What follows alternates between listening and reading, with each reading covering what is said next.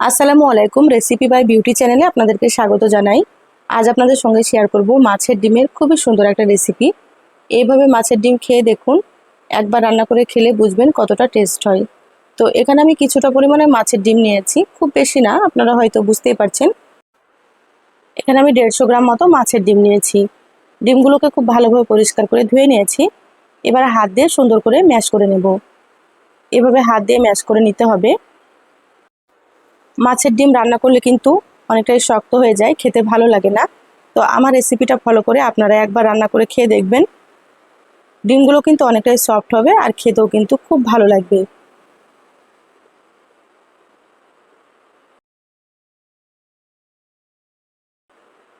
দেখুন, খুব ভালোভাবে ম্যাশ করে নিয়েছি। এগুলোকে এবার আমি ফেলে দেব। আপনারাও এভাবে মাছের ডিমগুলোকে সুন্দর করে ম্যাশ করে নেবেন। এবার আমি এখানে দিয়ে দিচ্ছি একটা মুরগির ডিম। যতটা পরিমাণে আমি এখানে মাছের ডিম নিয়েছি, একটা ডিম দিলেই হয়ে যাবে। দিয়ে দিলাম এখানে একটা ছোট সাইজের পেঁয়াজ কুচি। পেঁয়াজটাকে একেবারে ছোট ছোট করে কুচি করে নিয়েছি। আর দিয়ে দিলাম দুটো কাঁচামরিচ কুচি। দিয়ে দিচ্ছি হাফ চা চামচ লবণ। আর এখানে দিয়ে দিচ্ছি সামান্য একটু হলুদ গুঁড়ো। আর হাফ চা চামচ মতো দিয়ে দিচ্ছি জিরা গুঁড়ো। এবার এখানে দিয়ে দেবো 3 চা চামচ মতো বেসন। আপনারা অবশ্যই কিন্তু বেসন দিয়ে দেবেন, বেসনটা কিন্তু বাইন্ডিং এর জন্য দিয়ে দিলাম। আপনারা চাইলে এখানে অল্প একটু ডাল বাটা দিতে পারেন, যে কোনো ডাল বেটে দিয়ে দেবেন। এবার দিয়ে দিচ্ছি সেদ্ধ আলু। তো এখানে আমি একটা সেদ্ধ আলু সেদ্ধ করে নিয়েছি আগে থেকে, তারপরে এভাবে ম্যাশ করে নিয়েছি। আলুটা আমি ভাতের মধ্যে দিয়ে সেদ্ধ করে নিয়েছিলাম। এবার খুব ভালোভাবে মেখে নিচ্ছি। এই কাজটা হাত দিয়ে করে নিতে হবে, সুন্দর করে সব কিছু মেখে নিতে হবে। আর আলুটা দেওয়ার কারণে কিন্তু টেস্টটা অনেক বেশি ভালো আসবে। অবশ্যই কিন্তু আলু দিয়ে দেবেন। তো যারা ভিডিওটি ইউটিউব থেকে নতুন দেখছেন, প্লিজ চ্যানেলটা সাবস্ক্রাইব করে সাথেই থাকবেন। আর যারা ফেসবুক পেজ থেকে ভিডিওটি দেখছেন, একটা লাইক দিয়ে পেজটা ফলো করে রাখবেন। তাতে করে আমি যখনই ভিডিও আপলোড করব, আপনারা সবার প্রথমে নোটিফিকেশান পেয়ে যাবেন। দেখুন, হাত দিয়ে খুব সুন্দর করে মেখে নিয়েছি, মাখা হয়ে গিয়েছে। এভাবে একটু আঠালো করে মেখে নিতে হবে, খুব বেশি পাতলা করবেন না, এইভাবে করে মেখে নেবেন। এবার এটাকে আমি সাইডে সরিয়ে রাখছি।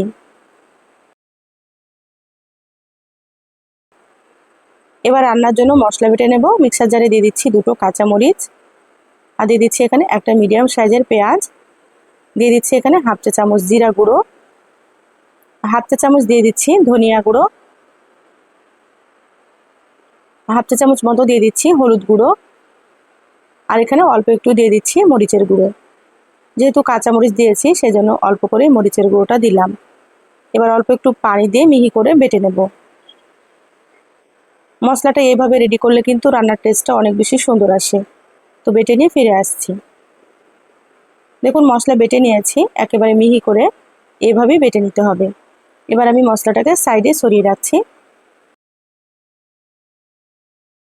গ্যাস অন করে কড়াই দিয়ে দিলাম। কড়াই দিয়ে দিচ্ছি সর্ষের তেল। তো এখানে প্রায় আমি 3 টেবিল চামচ মতো তেল দিয়েছি। চাইলে আপনারা এখানে সয়াবিন তেল দিতে পারেন, তো আমি সর্ষের তেলে রান্না করব। তেলটাকে ভালোভাবে প্রথমে গরম করে নিয়েছি। এবার গ্যাসের আঁচটা মিডিয়ামে করে দিলাম। এবার অল্প অল্প করে বড়ার মতো করে দিয়ে দিচ্ছি। এখানে আমি খুব বেশি বড় করছি না, একটু ছোট ছোট করে তৈরি করে নেব। আপনারা আপনাদের পছন্দ মতো সাইজ করে বড়াগুলো তৈরি করে নেবেন। আর এখানে আমি কড়াই যতটা ধরবে ততটা এখানে দিয়ে দিচ্ছি। আপনারা তো মাছের ডিম অনেক রকমভাবেই রান্না করে খেয়েছেন। তো আমার রেসিপিটা ফলো করে একবার রান্না করে খেয়ে দেখবেন। একবার খেলেই বুঝতে পারবেন কতটা ভালো লাগে খেতে। বাড়ির ছোট থেকে বড় সকলেই কিন্তু খুব পছন্দ করবে। তো দেখুন, এখানে আমি যতটা কড়াই ধরেছে ততটা দিয়ে দিলাম। এবার গ্যাসের আঁচ মিডিয়ামে রেখে নিচের পাশটা একটু ভেজে নেব। খুব বেশি কিন্তু হাই হিটে ভাজা যাবে না, না হলে নিচের পাশটা কিন্তু খুব তাড়াতাড়ি কালার চলে আসবে আর ডিমগুলো সুন্দর মতো ভাজা হবে না। সেজন্য আপনারা কিন্তু মিডিয়াম আঁচে ভেজে নেবেন। দেখুন, এক পাশ ভাজা হয়েছে, এবার আমি উল্টে নিচ্ছি। আর এই মাছের ডিমগুলো ভাজতে কিন্তু খুব একটা বেশি সময়ও লাগে না।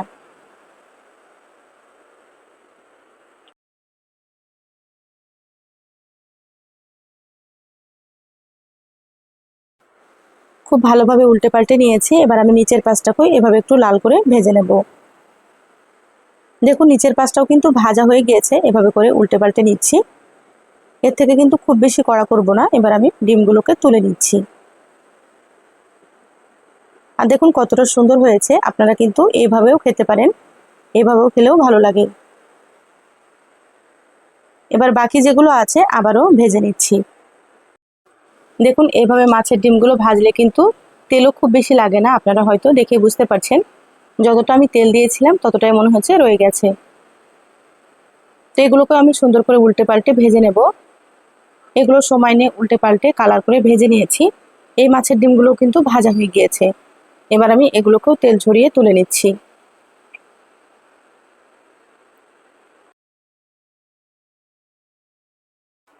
মাছের ডিমগুলো তুলে প্লেটে রেখে দিলাম। এবার ওই তেলের মধ্যে দিয়ে দিচ্ছি হাফ চা চামচ গোটা জিরা। এবার জিরাগুলোকে একটু হালকা ভেজে নেব। তো দেখুন জিরাগুলো ভাজা হয়ে গিয়েছে। এবার আমি মশলা দিয়ে দিচ্ছি। প্রথমে যে মশলাটা বেটে রেখেছিলাম সেই মশলাটা। এবার দিয়ে দিচ্ছি হাফ চা চামচ রসুন বাটা, আর দিয়ে দিচ্ছি হাফ চা চামচ আদা বাটা। এবার মশলাগুলোকে খুব ভালোভাবে একটু ভেজে নেব, যাতে করে মশলার কাঁচা গন্ধটা চলে যায়। এইভাবে 3 থেকে 4 মিনিট মতো মিডিয়াম আঁচে ভেজে নিচ্ছি, তাহলে মশলার কাঁচা গন্ধটা চলে যাবে। এবার এখানে দিয়ে দিচ্ছি টমেটো কুচি। তো এখানে আমি একটা মিডিয়াম সাইজের টমেটো একেবারে ছোট ছোট করে কুচি করে নিয়েছি। টমেটো দিলে কিন্তু খেতে আরো বেশি ভালো লাগবে, আর ঝোলটা কিন্তু অনেকটাই গাঢ় হবে। এবার দিয়ে দিচ্ছি স্বাদ মতো লবণ। তো যেহেতু বড়াতে লবণ দিয়েছিলাম, সেজন্য কিন্তু লবণের পরিমাণটা এখানে একটু কম দিতে হবে। এবার সবকিছু আবারও খুব ভালোভাবে একটু ভেজে নেব, যাতে করে টমেটোগুলো সুন্দর একটু ভাজা হয়, হালকা নরম হয়ে যায়।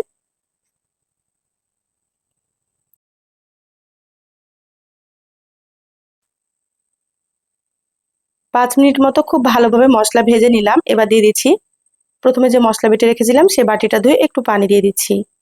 এখানে অবশ্যই একটু পানি দিয়ে দেবেন। পানি দিয়ে মশলাগুলোকে খুব ভালোভাবে একটু কষিয়ে নিতে হবে। যতক্ষণ না তেল ছাড়বে ততক্ষণ কিন্তু মশলা কষিয়ে নিতে হবে। আর এইভাবে অবশ্যই পানি দিবেন। পানি দিলে টমেটোগুলো সুন্দর সেদ্ধ হয়ে যাবে, আর মশলাটাও কিন্তু খুব ভালো মতো কষানো হবে। তো ঢাকা দিয়ে দিলাম 5 থেকে 6 মিনিট মতো। দেখুন মিডিয়াম আঁচে 6 মিনিট কষিয়ে নিয়েছি। ঢাকাটা খুলে নিলাম। মশলা থেকে সুন্দর তেল ছেড়ে দিয়েছে, আপনারা হয়তো দেখেই বুঝতে পারছেন। যত ভালোভাবে মশলা কষানো হবে রান্নাটা কিন্তু তত বেশি মজা হবে খেতে। এবার আমি টমেটোগুলোকে এইভাবে স্প্যাচুলার দিয়ে একটু ম্যাশ করে নিচ্ছি। যেহেতু সেদ্ধ হয়ে গিয়েছে সুন্দর ম্যাশ হয়ে যাবে। এবার এখানে দিয়ে দিচ্ছি পরিমাণ মতো ঝোলের পানি। তা আপনারা যেমন ঝোল রাখতে পছন্দ করবেন সেভাবে করে এখানে পানি দিয়ে দেবেন। এখানে আমি 1.5 কাপ পরিমাণে পানি দিয়ে দিচ্ছি। এখানে আমি আপনাদেরকে আরো একটা কথা বলছি। তো বড়াগুলো কিন্তু আমি এখানে এমনিতেই রান্না করছি। আপনারা চাইলে আলু দিয়েও রান্না করতে পারেন। আলু দিয়ে রান্না করলেও কিন্তু আলুগুলো খেতে অনেক বেশি ভালো লাগে।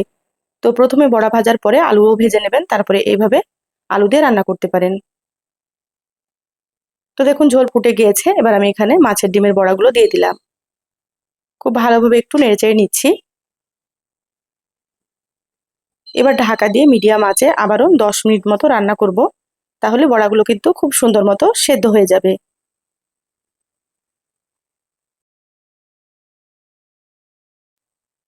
দেখুন মিডিয়াম আঁচে 10 মিনিট রান্না করে নিয়েছি। ঢাকাটা খুলে নিলাম।